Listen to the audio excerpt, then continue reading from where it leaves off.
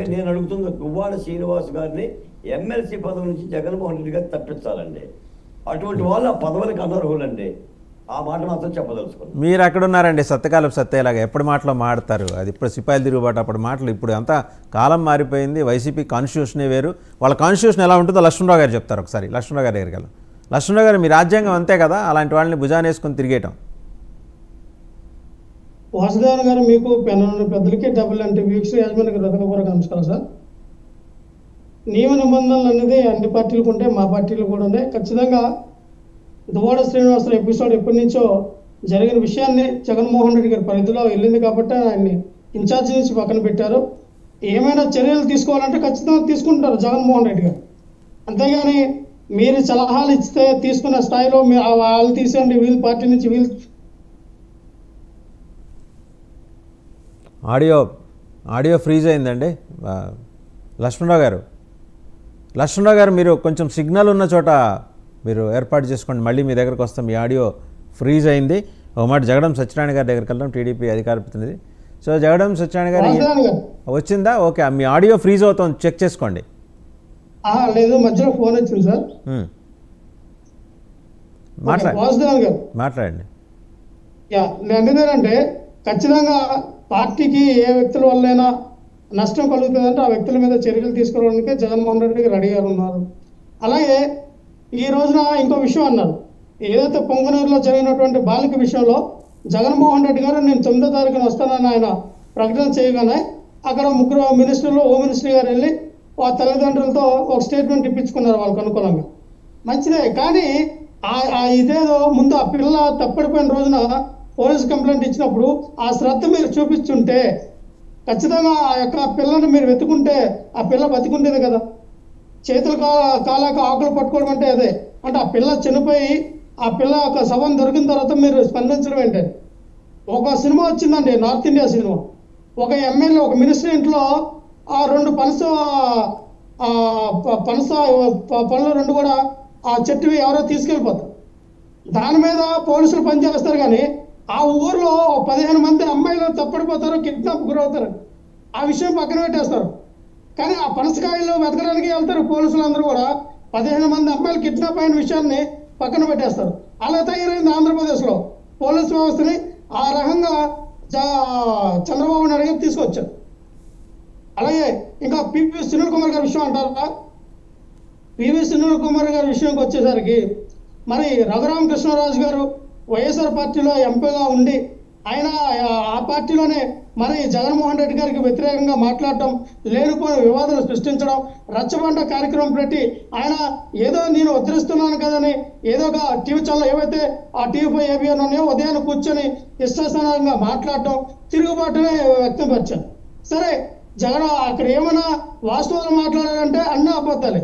సరే, ఆయన అరెస్ట్ చేసిన తర్వాత ఆయన విచారణ చేసి బయటకు వదిలేస్తే ఇక నన్ను పివి సునీల్ కుమార్ గారు కొట్టారు, సిఐడిగా చీఫ్ ఉండేటప్పుడు ఇక నాకు దెబ్బలు తగిలేదని చెప్పి ఆయన ఒక రిపోర్ట్ తీసుకొస్తే అక్కడ గుంటూరులో ఉన్నటువంటి ల్యాబ్కి, ఏదైతే ఆర్మీ ల్యాబ్కి పంపిస్తే వాళ్ళు క్రిస్టల్ క్లియర్ గా చెప్పారు, ఎక్కడ కూడా ఎటువంటి దెబ్బ తగలేదు, ఎటువంటి ఇది లేదు. అంటే మరి సికింద్రాబాద్ ఆర్మీ హాస్పిటల్లో పెద్దగా చదువుకున్న డాక్టర్లు లేరా? వాళ్ళు ఆ రిపోర్ట్ ఎందుకు ఇచ్చారు సార్? అలాగా ఆయనకి దెబ్బలు తగిలినాయి, కాళ్ళు వాచినాయి, ఆయనకు అరిపాదాలు అరికాళ్ళలో చూస్తే ఇంతలావు వాపులు ఉన్నాయని మళ్ళీ గుర్తు చేసుకోవాలి. వాసుదేవన్ గారు ఇచ్చిన దాంట్లో ఒక్క దెబ్బ అయితే ఉంది, కానీ అది వీళ్ళు కొట్టిన ద్వారా ఏర్పడిన దెబ్బ కాదు. ఆయన కారులో కానీ ఆయన ఏదైతే స్టేషన్ నుంచి బయటకు వెళ్ళినప్పుడు ఆ ఇంటి దగ్గర జరిగినటువంటి వయసు రీత్యా వచ్చినటువంటి దెబ్బలుగానే తగిలినాయి తప్ప ఎక్కడ కూడా పోలీసు వారు ఆ థర్డ్ డిగ్రీ ఆయన మీద ఉపయోగించలేదని క్రిస్టల్ క్లియర్ గా స్టేట్మెంట్లు కూడా ఇవ్వడం జరిగింది. సో దీన్ని కూడా సుప్రీంకోర్టులో నేను ఒక పని చేస్తాను లక్ష్మణరావు గారు, ఆ రిపోర్ట్ కాపీ నా దగ్గర ఉంది. సికింద్రాబాద్ ఆర్మీ హాస్పిటల్ ఇచ్చిన రిపోర్ట్ కాపీ మీకు పంపిస్తా. ఎందుకంటే నేను కాస్త కూస్తో నాకు వాళ్ళు వాళ్ళు ఇంగ్లీష్లో రిపోర్ట్ ఇచ్చినా నాకు కూడా కొంత అర్థమైంది, ఎంతో కొంత చదువుకోవటం వల్ల నాకు కూడా అర్థమైంది. దాంట్లో మాత్రం చాలా క్రిస్టల్ క్లియర్గా ఇచ్చారు. మనం వాస్తవాన్ని వాస్తవంగా మాట్లాడుకుందాం లక్ష్మణరావు గారు. ఆయనకి వైసీపీకి ఏమైనా రాజకీయపరమైన వైరుధ్యాలంటే అది మీ ఇద్దరికి సంబంధించిన వ్యవహారం, అక్రాస్ ద టేబుల్ కూర్చోండి మాట్లాడుకోండి. బట్ ఒక హాస్పిటల్ ఇచ్చిన రిపోర్ట్ని అలా ఇవ్వలేదని మీరు చెప్పే ప్రయత్నం ఉంది చూసారా, అది కరెక్ట్ కాదు లక్ష్మణరావు గారు, కైండ్లీ కరెక్ట్. వాసుదేవన్ గారు క్రిస్టల్ క్లియర్ గా పత్రికలో వచ్చినాయి, అలాగే ఆ రిపోర్ట్ కూడా మీకు పత్రికల్లో వచ్చింది, నా దగ్గర రిపోర్ట్ ఉందంటున్నా, నా దగ్గర రిపోర్ట్ ఉందంటున్నా, నా దగ్గర రిపోర్ట్ ఉంది. రిపోర్ట్ చదివిన తర్వాత నేను మీతో చెబుతున్నా.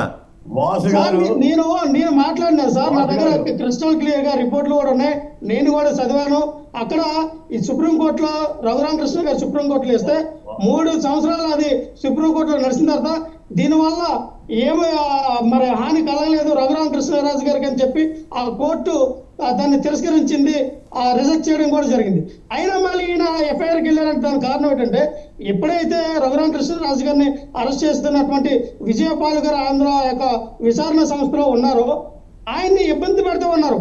మీరు ఒక రిపోర్ట్ ఇవ్వండి, నన్ను కొట్టారని రిపోర్ట్ ఇవ్వండి అంటే ఆయన ఒప్పుకోలేదని ఆయన మీద కూడా ఆయన కుటుంబ సభ్యులందరినీ కూడా ఈయన హింస పెడతా ఉన్నాడు. కానీ ఎక్కడ కూడా ఆయన ఎస్ ఇది జరిగిందని లేకపోతే అబద్ధాలు ఆడాలని ఎక్కడ కూడా విజయపాల్ గారు ఒక స్టేట్మెంట్ ఇవ్వాల. ఎందుకంటే ఆయన ఖచ్చితంగా నిజమే మాట్లాడారు. ఆ విజయపాల్ గారిని ఇబ్బంది పెట్టే కార్యక్రమంలో అయ్యే నన్ను బెయిల్ మీద వచ్చారండి ఆయన. అరే నువ్వు ఇలా బెయిల్ మీద వస్తావని చెప్పి ఆయన మీద కక్ష, అలాగే సునీల్ కుమార్ గారి మీద కక్ష. ఇదేంటంటే ఒక దళితుడి మీద ఇన్ని స్టేట్మెంట్లు ఇచ్చినప్పుడు, ఒక ఎస్సీ సామాజిక వర్గానికి చెందినటువంటి సునీల్ కుమార్ గారి మీద అనేక రకాల స్టేట్మెంట్లు ఇచ్చినప్పుడు ఆయన మీద ఎందుకు మరి ఎస్సీ అట్రాసిటీ కేసు నమోదు చేయాలా, ఈ గవర్నమెంట్ ఎందుకని చేయాలా?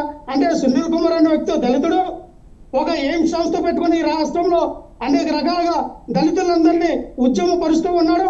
దళితులకి ప్రత్యేక దళిత వాళ్ళు రావాలి, పంచాయతీలు ఏర్పడితేనే దళితులందరూ అభివృద్ధి భావంలో ఉంటారని ఒక మంచి కార్యక్రమం చేసినటువంటి పివి సునీల్ కుమార్ లాంటి వ్యక్తి బహుశా ఈసారి రెండోసారి కానీ వైఎస్ఆర్ పార్టీ అధికారంలోకి వస్తే ఏపీకి మన ఆంధ్రప్రదేశ్ రాష్ట్రానికి డీసీపై క్యాడర్ ఉన్నటువంటి వ్యక్తి, ఆ వ్యక్తిని భగ్నం చేయాలని, ఏదో రకంగా ఇబ్బంది పెట్టాలని కక్షపూరితమైన చర్యలు చేస్తున్నటువంటి రఘురామకృష్ణరాజు గారికి ఒకటే ఎజెండా, పివి సునీల్ కుమార్ గారిని ఎలాగైనా ఇబ్బంది పెట్టేయాలి, ఇంకేం ఉండవు ఆయనకి. ఆయన గౌరవ ఎమ్మెల్యే, ఇంతకుముందు ఎంపీ, ఇంకేం ఉద్యోగాలు ఉండవు ఆయనకి. ఏం మాట్లాడతారు, ఆయన ఒక ఎమ్మెల్యే అండి, ఇది ఒక్కటేనా? ఆయనకి వ్యక్తిగతంగా ఆయన మీద దాడి జరిగి చాలా దుర్మార్గంగా పాశవికంగా ఆయన మీద దాడి చేస్తే క్వశ్చన్ చేయకూడదు. ఎక్కడున్నాను సార్ లక్ష్మణరావు గారు? మనం ఎటువంటి దాడి జరగల, ఆయన కుట్రపూరితంగా ఇరికించాలని చూస్తూ ఉన్నారు. ఖచ్చితంగా దీన్ని ఏ రకంగా అయితే న్యాయపరంగానే సునీల్ కుమార్ గారు ఎదుర్కొంటారు. సునీల్ కుమార్ అంత అసాధారణమైన వ్యక్తి కాదు. రఘురామకృష్ణ అంటారు 100 మంది వచ్చినా ఆయన ఏం చేయలేరు కూడా. ఖచ్చితంగా చెప్తా ఉన్నారు, రాసి పెట్టుకోండి. ఇంకా గట్టిగా వెళ్ళే పరిస్థితిగా ఏర్పడుతూ ఉంటది. ఎందుకంటే రఘురామకృష్ణ గారికి ఇది వార్నింగ్ అనుకుంటారు, ఏదనుకుంటారు అనుకోండి. మీరు అంబేద్కర్ యొక్క ఫ్లెక్సీలు పెడితే ఇష్టాసారంగా చింపేసి అక్కడ ఉన్నటువంటి అల్లార మొక్కలతో మీరు హేళనగా చేపించారు. దాని మీద కూడా ఎస్టీ అట్రాసిటీ కేసు సుమోటుగా పెట్టాలి. అంత తమాషాలుగా ఉందా మీకు? అంబేద్కర్ బొమ్మ కనబడితే రాజకీయం చేస్తారు, అంబేద్కర్ విగ్రహాల దగ్గర రాజకీయం చేస్తారు, ఆ ఫ్లెక్సీలు కడితే చింపేస్తారు, దళితులు కనబడితే వాళ్ళ మీద హింసిస్తారు. అంటే ఒక ఐఏఎస్ ఐపీఎస్ దళితుల్లో ఉన్నతమైన స్థితిలో ఉండడానికి మీకు నచ్చరా? వాళ్ళ ఒక ఉన్నతమైన పొజిషన్ లో ఒక సిఐడి ఆఫీసులు ఉంటే మీకు కళ్ళు కుట్టుకున్నాయా? అంటే ఏ రకంగా వాళ్ళు ఇబ్బంది పెట్టలేదు కదా మీరు. ఖబర్దార్ ఇంకోసారి చెప్తూ ఉన్నా, పివి సునీల్ కుమార్ గారి విషయంలో మాత్రం మీరు ఎటువంటి దీనికి వెళ్తే గట్టిగా స్పందన ఉంటుంది రాష్ట్రం మొత్తం మీద, మీరు ఎదుర్కోవడానికి సిద్ధంగా ఉన్నారు. రైట్, ఒకసారి జనసేన సుజాత గారు వాళ్ళు వస్తాను మీ దగ్గరికి. జనసేన సుజాత గారు సార్ జత్వాని గురించి అన్నారు. జత్వానైనా పవన్ కళ్యాణ్ గారు కాపాడటానికి ఉన్నారు, చంద్రబాబు నాయుడు గారు కాపాడటానికి ఉన్నారు. నిన్న ప్రత్యేకమైన దర్శనం ఇప్పించారండి కనకదుర్గమ్మ గుడిలో. మరి సామాన్య భక్తులందరూ కూడా దర్శనానికి 5 గంటలు 10 గంటలు వెయిట్ చేస్తే ప్రత్యేకంగా తీసుకెళ్లి దర్శనం ఇప్పించారంటే ఆవిడ ప్రాణాలు కాపాడలేరండి. ఆవిడతో గేమ్ ఆడిపిస్తూ ఉన్నారు. ఆవిడ ఈ రోజు ఏదో గేమ్ చేంజర్ అనుకుంటుంది. ఆవిడ గేమ్ చేంజర్ కాదమ్మా, నువ్వు ఒక జోకర్ అయిన వాళ్ళ చేతిలో అని చెప్తూ ఉన్నా. రైట్ సుజాత, ఓకే అండి, సుజాత గారు మాట్లాడతారు. రైట్, సుజాత గారు మాట్లాడతారు. సుజాత గారు చాలా అంశాలన్నీ ఇప్పుడు ఆల్రెడీ బాలకోటయ్య గారు లక్ష్మణరావు గారు ఇద్దరు డిస్కస్ చేశారు. ఇప్పుడు ప్రకాష్ రాజు గారు ఏమైనా స్పెషల్ ఎజెండాతో వచ్చారా? ఆయనకు ఆ ఎజెండా